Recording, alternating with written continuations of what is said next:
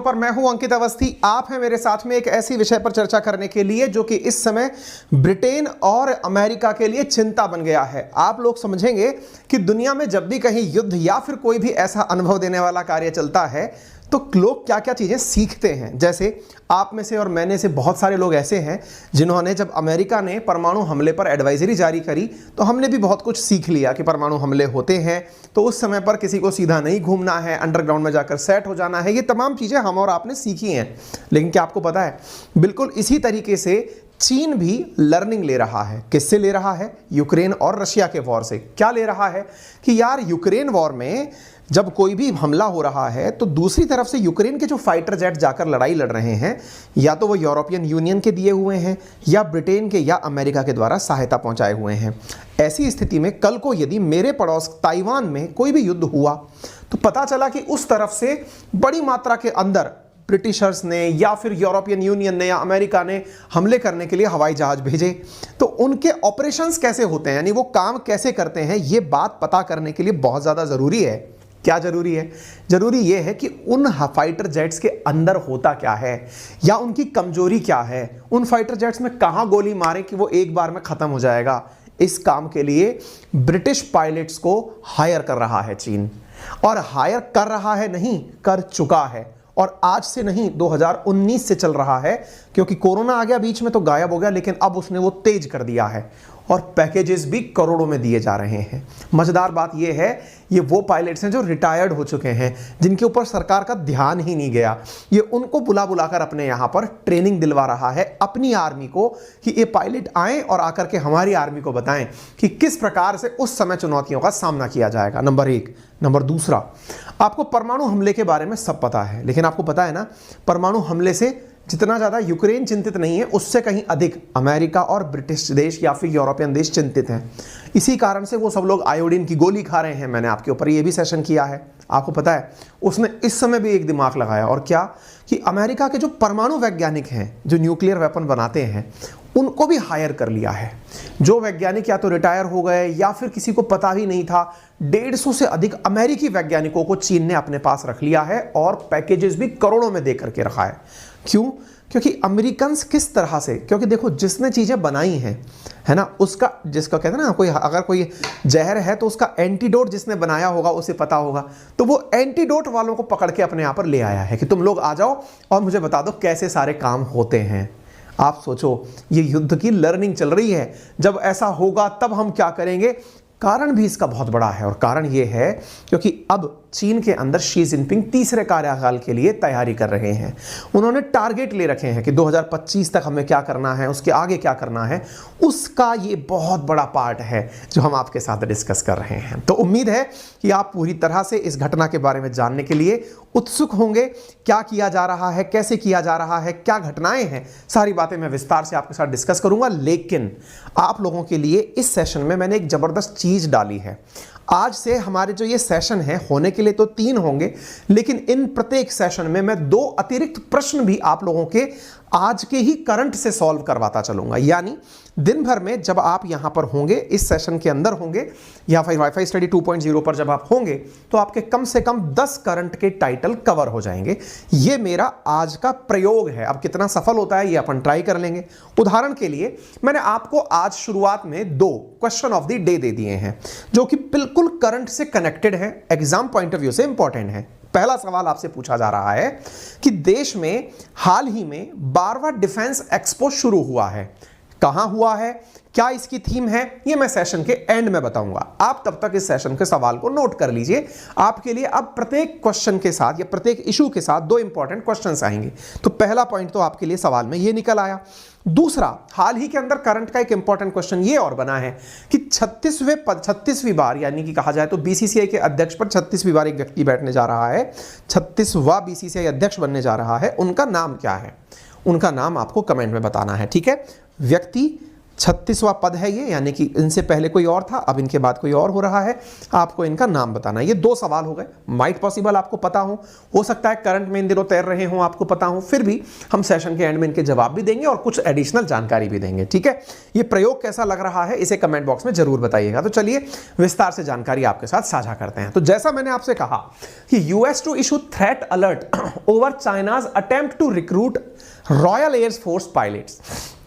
UK ने अपने आप को, अपने देश में लोगों को थ्रेट अलर्ट जारी करी है। कहा है कि भैया सुनो, संकट है। जिस चीज को हम हल्के में ले रहे थे, अक्सर क्या होता है, जो आदमी रिटायर कर जाता है उसको लेकर के लोग बेफिक्र हो जाते हैं। पता है, ये न्यूज़ जितनी ज़्यादा हमें रशिया और ब्रिटेन के बारे में सुनने के बाद, या चाइना और ब्रिटेन के बारे में सुनने के बाद मज़ा आ रहा है, चिंता तो हमारी भी कम नहीं होनी चाहिए। आपको मैं यहाँ पर एक छोटा सा हिंट दे देता हूँ, आपका दिमाग निश्चित ही चला जाएगा उस दिशा में। ये रिटायर एयरफोर्स के पायलट्स को लेके जा रहा है, जिसकी वजह से यहां लिखा आ रहा है, देखिए, थ्रेट टू यूके इंटरेस्ट्स। आप यहां देखिए, British ex military pilots in threat to UK interest. अब यूके के लिए चिंता की बात है, ये यूके की खुद न्यूज एजेंसीज कह रही हैं, सरकार खुद मान रही है, और सरकार ने इसके आधार पर लोगों को चेतावनी भी देना शुरू कर दिया कि भैया ऐसा ना करें। लेकिन कुछ लोग तो जा चुके हैं, कुछ लोग नहीं, कई लोग जा चुके हैं।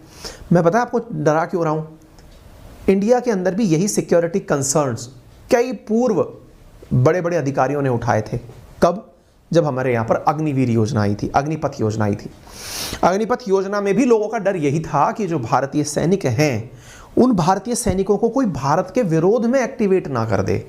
हालांकि हमको अपने सैनिकों पर पूर्ण तरीके से गर्व है, घमंड है, लेकिन फिर भी आपने देखा होगा बहुत बार ऐसा होता है कि उनको झांसे में देकर के फंसा लिया जाता है। आए दिन अपन अखबार में कुछ ना कुछ देखते हैं इस तरह की घटनाएं कि उन्हें टेलीफोनिक संवाद के थ्रू फंसा लिया जाता है। तो ये बड़ा सवाल है, इसको दिमाग में आप रखें, सेशन को सुनते चलें। अब आगे सुनिए। तो ब्रिटिश सरकार ने अपने पूर्व मिलिट्री पायलट्स को स्पेशल वार्निंग जारी कर दी और कहा है कि किसी को कहीं जाने की जरूरत नहीं है। कारण यह है कि हमें यह समझ में आ चुका है कि चीन वाले जो हैं, चाइना वाले जो हैं, वो हमारे यहां से पायलट्स को ले जाकर के जो हमारे स्पेशल मिलिट्री ऑपरेशंस हैं उनके बारे में जानकारी जुटा रहे हैं। इतना ही नहीं, बीबीसी की रिपोर्ट की बात माने तो लगभग 30 पूर्व पायलट्स वहां जा चुके हैं। फिलहाल के लिए उनका तो यह भी मानना है कि जो वर्तमान में नए पायलट्स हैं उनको भी सर्विस के लिए चाइना में बुला लिया जाए। अच्छा, अब ये सवाल जितना ज़्यादा गहरा है, उसके साथ साथ पैसा जो दिया जा रहा है वो भी बहुत बड़ा है। किसी रिटायर्ड व्यक्ति को 2.5 करोड़ का पैकेज मिल जाए, 2.25 करोड़ का पैकेज मिल जाए, भैया बहुत बड़ी बात है। 50 साल के ऊपर पायलट को तो वैसे भी फ्लाइट चलाने के लिए सामान्यतः नहीं दी जाती हैं, उनको यहाँ पर इतना बड़ा पैकेज दिया जा रहा है तो कोई क्यों ना जाए। ऐसी स्थिति में ये कोई कानून का उल्लंघन तो नहीं कर रहे हैं, लेकिन सरकार खुद चिंतित हो गई है कि जब हमारे किसी काम के नहीं है तो तुम्हारे किस काम के हैं। इसका मतलब तुम कुछ राज उगलवाओगे। जब राज उगलवाओगे तो न्यूयॉर्क पोस्ट की ये खबर बहुत काम की है। न्यूयॉर्क पोस्ट की इस खबर के अंदर पेंटागन ने अपने द्वारा एक रिपोर्ट में जानकारी दी थी और कहा था कि चाइना जो है ना, वो वर्ल्ड क्लास मिलिट्री बनाने की कोशिश कर रहा है। मैं आपको याद दिला दूं, ये आपको मालूम होगा कि हमारे भी देश में, या फिर चाइना का जो इन दिनों हमारे साथ कन्फ्लिक्ट हुआ था, तो इन्होंने इस प्रकार की रेडिएशंस का उपयोग किया था जिससे कि सैनिकों को परेशान किया जा सके, है ना। ऐसी कई रिपोर्ट्स आई हैं जिसके अंदर ये निकल के आया था हवाना सिंड्रोम, कुछ ऐसी टैक्टिक्स यूज करना। अभी कुछ दिन पहले आपको याद हो तो मैंने ये भी आपको पढ़ाया था कि ब्रिटिश फोर्सेस तैयारी कर रही हैं स्टार वॉर्स की तरह, यानी कि आपको मालूम हो अंतरिक्ष में जाकर के दुश्मन के सैटेलाइट को खत्म कर दें, ऐसी तैयारियां चल रही हैं। ऐसी स्थिति में न्यूयॉर्क पोस्ट के अंदर ये छपी खबर, जो कि पेंटागन के हवाले से है, कि चाइना एक वर्ल्ड क्लास आर्मी बना रहा है, 2049 तक बना के तैयार हो जाएगा। दैट मीन्स ऐसी आर्मी जो कि पूरी तरह सक्षम होगी हर प्रकार के युद्ध को लड़ने में, चाहे केमिकल वॉर हो, चाहे फिर वो बायोलॉजिकल वॉर हो, चाहे वो न्यूक्लियर वॉर हो, चाहे स्पेस वॉर हो, कैसा भी वॉर हो उसके लिए तैयार हो। ऐसी आर्मी के अंदर काम चल रहा है। इसी कारण मैं आपको बताऊं, चाइना ने अपने यहां पर सैनिकों की जो वर्तमान संख्या है उसमें बड़ी जबरदस्त कटौती करी है, और कटौती करके उनका जो पैसा है ना, वो जो सैनिक बचे हैं उनके अंदर बहुत सारी ऑपरेशनल चीजें डेवलप करने में खर्च कर रहा है कि इनको किस प्रकार से अत्याधुनिक बनाया जाए। ठीक है, कई फिल्मों में जैसे देखते हैं ना वैसे। तो ड्रैगन की साजिश वर्तमान में क्या चल रही है कि वेस्टर्न कंट्रीज जिस प्रकार से हाईटेक ऑपरेशंस करती हैं उनको कैसे समझा जाए, और अगर ताइवान से किसी प्रकार की जंग हो तो इनका इस्तेमाल कैसे किया जाए। तो रिटायर्ड पायलट्स को उनके सर्विस पायलट्स के साथ बुलाया जा रहा है। मैं आपको बताऊं, एक बहुत इंटरेस्टिंग खबर है, मैंने आपको पढ़ाई है इसलिए मैंने रेफरेंस में भी आपको दे दी है। आज से लगभग 8 महीने पहले मैंने आपको एक न्यूज बताई थी कि साउथ चाइना सी के अंदर दुनिया का सबसे उन्नत समझे जाने वाला फाइटर जेट जिसका नाम था F-35 वो गिर गया था। जब F-35 गिरा था ना तो उसको खोजने के लिए दुनिया भर से लोग पहुंच गए। डर था कि साउथ चाइना सी में गिरा है तो चाइना वाले उसका मलबा निकाल लेंगे और मलबे से सीख जाएंगे। हालांकि अल जजीरा में रिपोर्ट छपी है कि यूएस वालों ने अपना जहाज ढूंढ के वापस निकाल लिया है, लेकिन इसको लेकर के अमेरिका की चिंताएं बहुत बढ़ गई थी कि F-35 गिरा है, उसका मलबा अगर चाइनीज लोगों ने निकाल लिया तो वो निश्चित ही इससे सीख जाएंगे कि F-35 में ऐसा क्या है। अब मैं आपको एक कड़ी जोड़ता हूं, इसमें आप उसको जोड़कर देखिएगा। साथियों, आपने इस न्यूज़ को ढंग से पढ़ना चाहिए और वो ये है कि F-35 जो फाइटर जेट है जिसे लेकर अमेरिका चिंतित है कि चाइनीज लोगों के हाथ ना लग जाए, आपको बताऊं मैं, उस F-35 के लगभग 25 एयरक्राफ्ट तो ब्रिटेन के पास हैं, क्योंकि यूएस ने अपने मित्र ब्रिटेन को बेचे हुए हैं और ब्रिटिश पायलट्स को ही चाइना अपने पास हायर कर रहा है। क्या इस कॉन्स्पिरेसी की कलियों को आप जोड़ पा रहे हैं? क्या एक तरफ एयरक्राफ्ट गिरता है 8 महीने पहले, उधर से दूसरी तरफ बात निकलती है कि यूके के पास भी F-35 है, तीसरी बात निकल करके आती है कि ये इनको भर भर के पैकेज दे रहा है। इसका मतलब ये है कि चाइना जिस चीज़ के लिए बदनाम है वो वही कर रहा है। आपको मैं बताऊं, चाइना ने जितनी भी टेक्नोलॉजी डेवलप की है ना, उसके पीछे कहा जाता है कि ये नया कुछ बनाता नहीं है।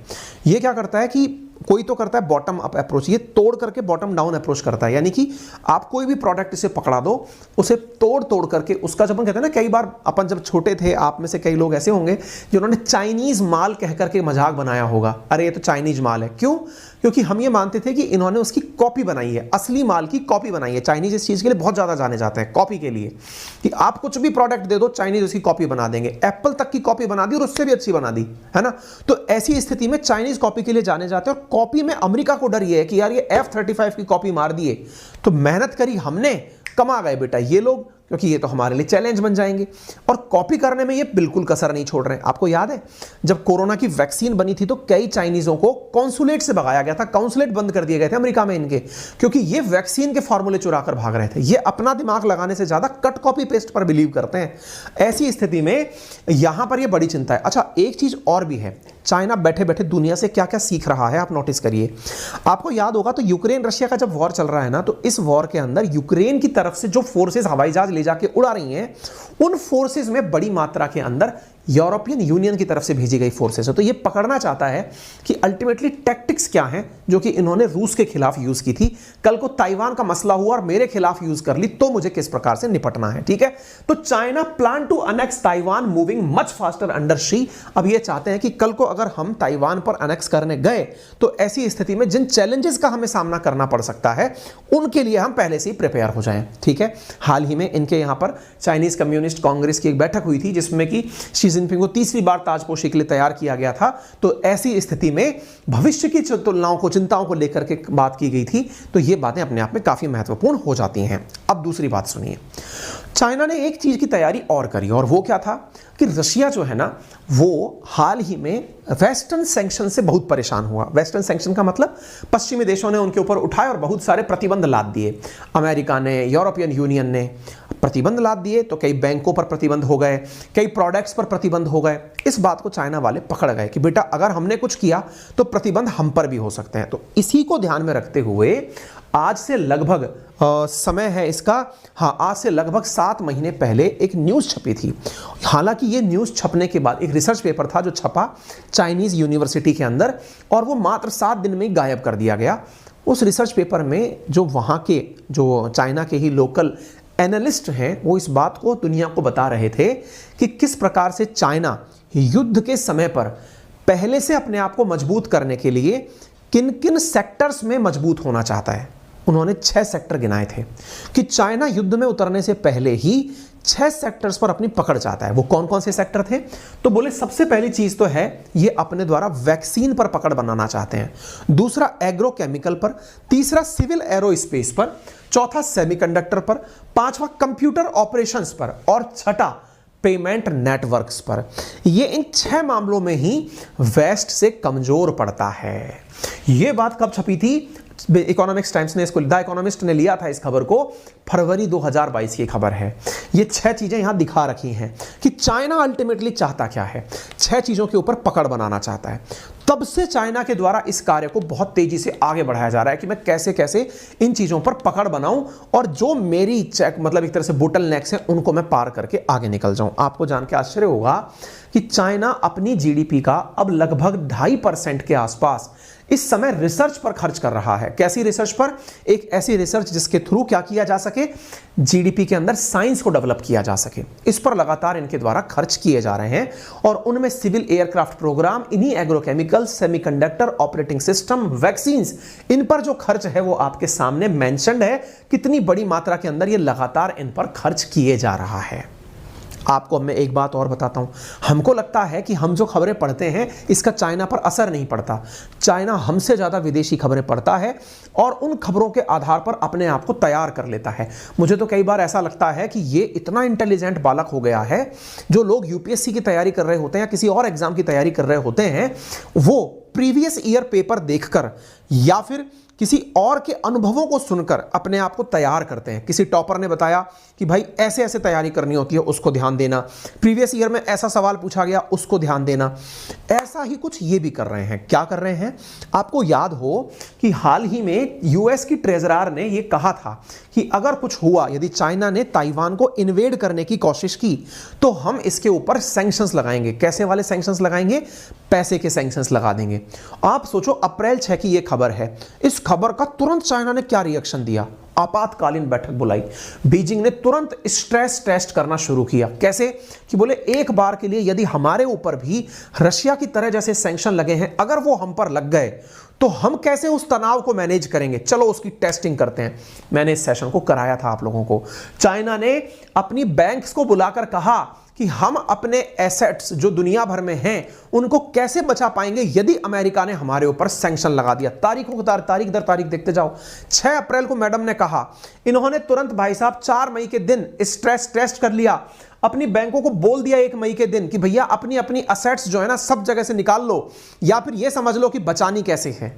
आप जानेंगे, हमने इस सेशन को उसी समय किया भी था कि चीन ने बुलाई आपात बैठक। क्या ताइवान के लिए कुछ होने वाला है? मैंने इस न्यूज को देख सकते हैं, China hold meet with top bank executive, ये मैंने आप लोगों को कराई है खबर।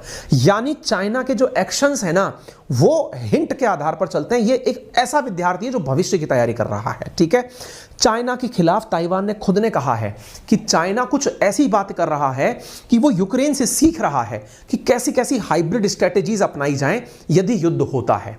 आपको मालूम होना चाहिए, यदि नहीं मालूम है तो चीन और ताइवान का विवाद मैंने कवर किया हुआ है, आप सुन सकते हैं, इसी चैनल पर डाला हुआ है। यही कारण है कि ताइवान के द्वारा इस समय पर, चाइना के द्वारा इस समय पर अमेरिकी साइंटिस्ट जो हैं उन्हें हायर किया जा रहा है। आप देखें 22 सितंबर 2022 की खबर है, 150 scientists at America's top nuclear lab were recruited by China to design missile and drones, ऐसा रिपोर्ट्स का कहना है।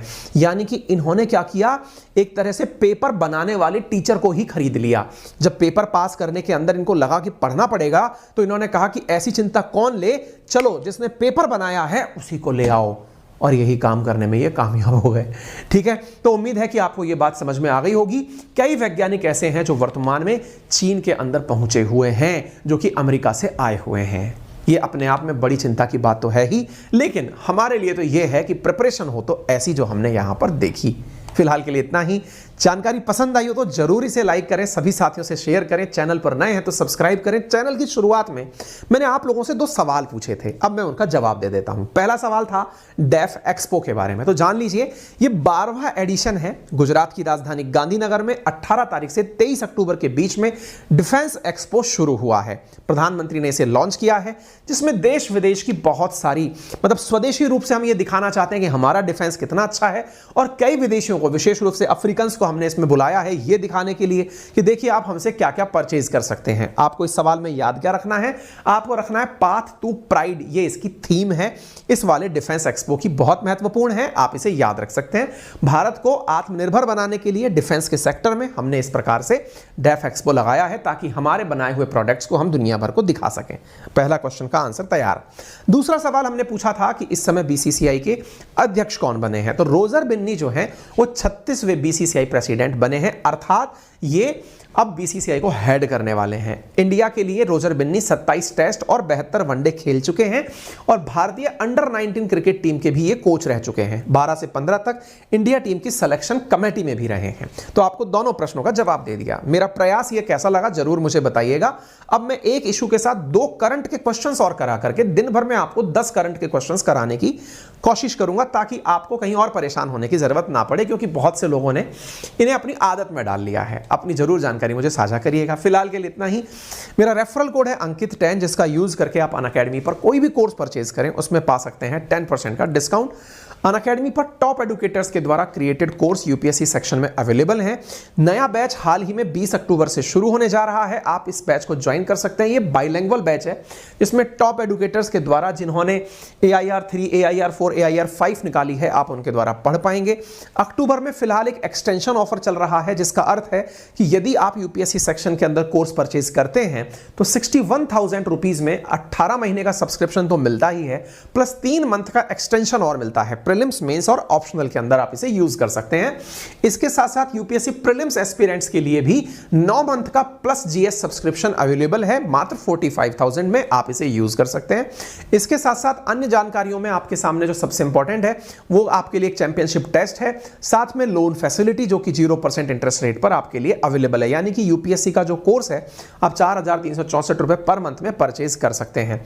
इस रविवार आप शनिवार आपके लिए बहुत खास है, और खास इसलिए है क्योंकि इस समय होने जा रहा है एक अल्ट्रा कॉम्बैट, और उस अल्ट्रा कॉम्बैट के अंदर सुबह 11 बजे आप पार्टिसिपेट करें। कारण यह है कि इसमें मैंने खुद ने करंट अफेयर्स के क्वेश्चंस डाले हैं, बहुत ही इंपॉर्टेंट क्वेश्चंस डाले हैं, और हमने जिनको पढ़ा है, जिनको बहुत अच्छे से मेमोराइज किया है वो डाले हैं। तो पेपर तो मैंने लीक कर दिया।